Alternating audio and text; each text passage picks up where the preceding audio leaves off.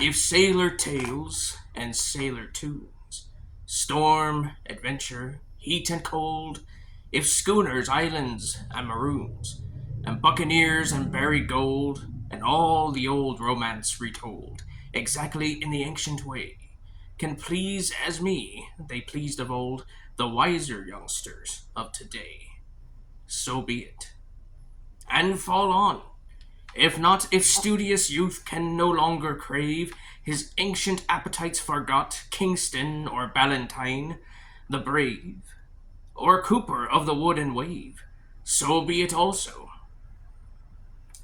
And may I and all my pirates share the grave, where these and their creations lie. Robert Louis Stevenson wrote that as, he put that in the dedication section of his famous novel, Treasure Island. I'm not sure if he was the original author of the poem. It's called To the Hesitant Purchaser. But anyway, this week we're talking about pirates. And I meant to get this video out last week. Had some issues. I was very busy. So we're doing it today. So for centuries, people have been fascinated by pirates. And clearly I am one of those people. And popular fiction and Hollywood have certainly profited off of this fascination. Pirates have been around, well, really since people started sailing. We tend to only remember the famous pirates who sailed mostly in the Caribbean during the golden age of piracy, as it's known now. But they've been around for much longer than that. In fact, Julius Caesar, before he rose to power and everything in the fall of the Roman Republic, he was captured by pirates when he was only 25 years old.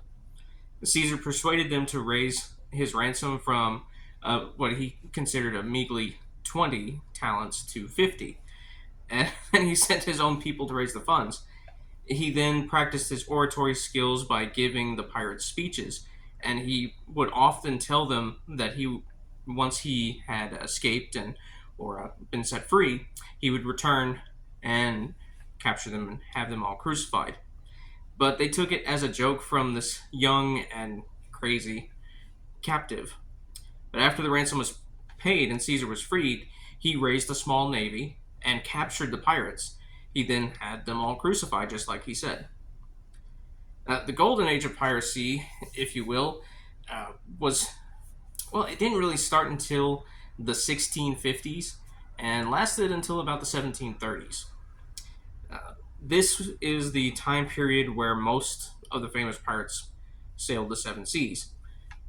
And some of the most famous ones during that time were Bartholomew Roberts, also known as Black Bart, Captain William Kidd, Captain Kidd, Anne Bonny, Mary Read.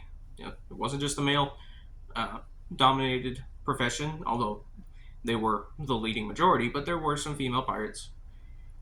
Captain Henry Morgan, yes, that Captain Morgan.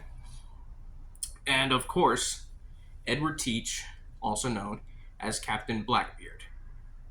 Now, these pirates mostly operated out of the Caribbean, but they sailed all over the known shipping lanes of that day. Africa and the colonies, what later became known as the United States, England and Spain, and all over the place.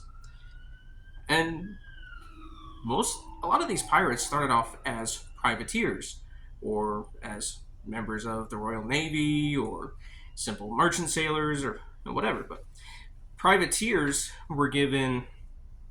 they were basically pirates who were given special permission by a government to attack and pillage ships belonging to other countries that they were at war with.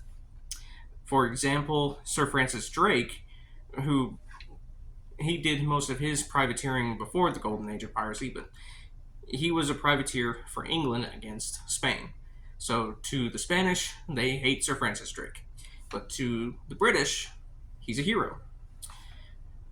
Captain Kidd also did some privateering for the English government until he accidentally, quote-unquote, attacked a ship belonging to the East India Trading Company.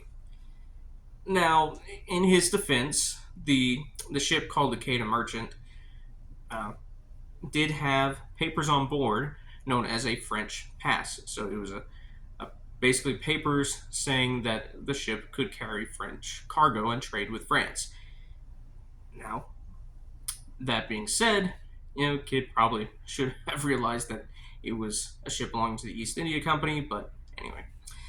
Uh, Unfortunately for Captain Kidd, the documents disappeared after he presented them to authorities for his own defense. And between when he presented them to the authorities and when he was tried for piracy in London, the papers disappeared. And so he was eventually found guilty of piracy and hung. His body was then displayed above the Thames River as a warning for all pirates. Uh, and now, Captain Kidd also was famous for having buried treasure. And a lot of this treasure has been discovered already, but there are still some historians who believe that more of his treasure has yet to be found. But not every pirate buried treasure. In fact, this was not the norm. Most pirates would spend their money like there was no tomorrow because they were pirates, so they would go to port and do what pirates do. There were a few that supposedly buried treasure, like Captain Kidd, like I mentioned, Sir Francis Drake, and Captain Blackbeard. Blackbeard is perhaps the most famous and, in his day, the most feared pirate. Born Edward Teach around 1680, we're not sure exactly. Blackbeard was a very imposing figure of a man. Like, he was tall, broad-shouldered, had long black hair and a long black beard, hence the name. And he would often braid cannon fuses into his hair and beard and light them before going into battles. Smoke would billow out around his face. And so then he had guns everywhere and swords. So this very imposing man, dressed in red and black, would come at you with smoke billowing out around his face. He's yelling, "Ah!" giving these angry faces, come at you with guns and swords. I mean, it looked like the devil was coming after you. And that was the point. It was a fear tactic. Now, his famous ship, the Queen Anne's Revenge, which it is believed that Teach fought in the Queen Anne's War. Probably that's where he got the name. His ship was a slave ship that he had captured from the French and renamed it Queen Anne's Revenge. It was a smaller sloop, not big Hollywood pirate ship, but he mounted 40 guns on it and used it as his flagship until it ran aground in 1780 off the coast of North Carolina. Now, some think that Blackbeard ran it aground on purpose in order to thin out the ranks of his fleet a little bit, possibly due to a threat of mutiny, but nobody knows for sure. The King of England offered a pardon to a lot of pirates at one point, and Blackbeard was one of the ones who took up that offer. He settled down and apparently had gotten married, but that didn't last very long. It was only a few months later that he quickly returned to piracy with the rest of his crew and was eventually hunted down and killed in a battle off the coast of Ocracoke Island off the coast of the Carolinas.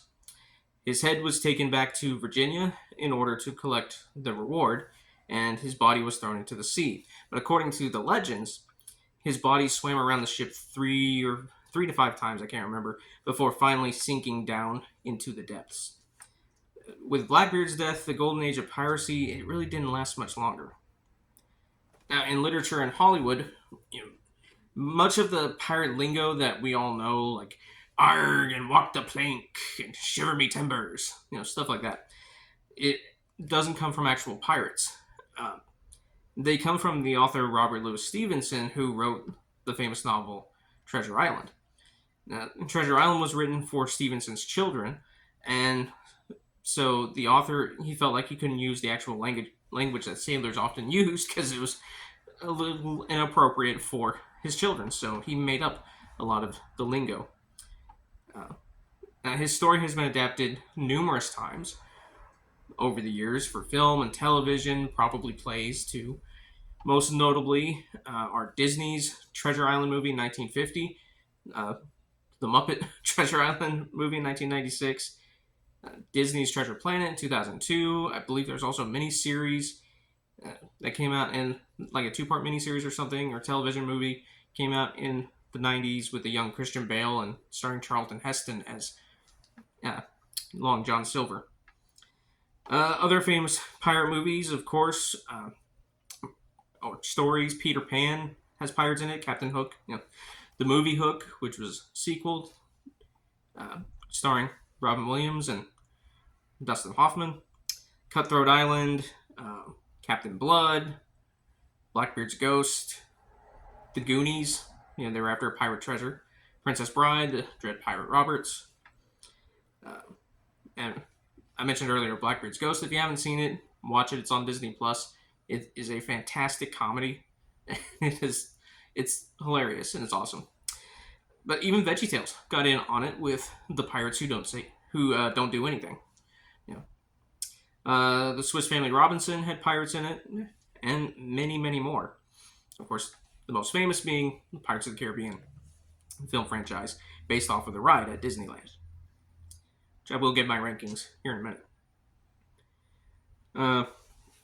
Well, actually, I'll just do it right now. So, my rankings for the Pirates of the Caribbean movies, honestly, I think it goes in the order that they came out. The first Pirates movie, The Curse of the Black Pearl, is number 1. That's the best. And number 2 and 3 were very good. Just not quite as good as the first one, in my opinion. But I'd rank them, 2 and 3. They're very close to each other. And then 4 was it was okay. I like the fact that Blackbeard was the villain, and I loved Ian McShane's take on the character.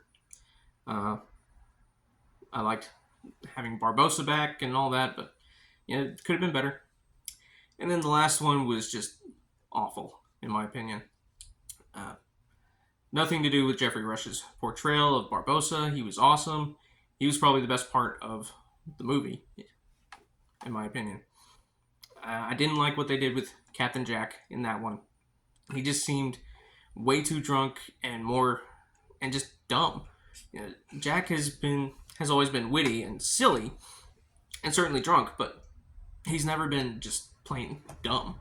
And they made him just dumb in that movie. It was really a disservice to the character, in my opinion. So, yes, that's my rankings of the Pirates of the Caribbean movies. And a little history on pirates here. And so, a fascination with pirates, it continues to this day, and we have a tendency to romanticize them. But we have to remember that pirates are thieves and murderers. Even the ones to this day, we have to keep that in mind while thinking about pirates.